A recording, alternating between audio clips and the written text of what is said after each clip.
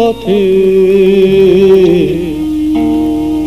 দিলাম ছড়াইয়া রে সে দুঃখে চোখের পানি।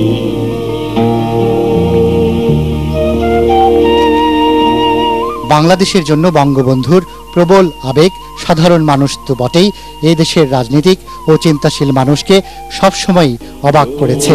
জনম দুঃখে আমি তোমায় আপন জানি।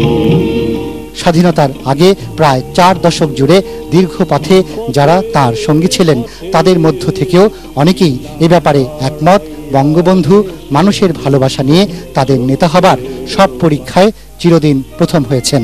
ওই যে সাইকেলে চড়ে চড়ে পায়ে হেঁটে হেঁটে গ্রামে গ্রামে গিয়ে জনগণকে সংগঠিত করেছিলেন, জনগণকে সংঘবদ্ধ করেছিলেন, জনগণকে ক্ষমতায়নের যে ওনার যে স্বপ্ন সেটাকে উনি কিন্তু করে দিয়ে গেলেন। কিন্তু সেই নেতাকেই পরিবারের প্রায় সব সদস্য সহ হত্যা করার ঘটনা ঘটে 75-এর 15ই আগস্ট।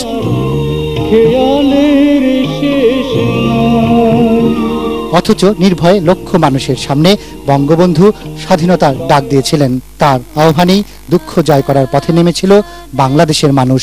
শত শত শত মানুষের দল। তাই শতভাগ বিশ্বাস নিয়ে ডক্টর কামাল হোসেন জানান, বঙ্গবন্ধু হত্যার বিচার না হওয়া একদিকে যেমন দুঃখজনক, অন্যদিকে বিষয়টি এভাবেও দেখা যায় কেবল হত্যাকারী ছাড়া এই দেশের কোনো মানুষ এই হত্যাকাণ্ডের পক্ষে নয়।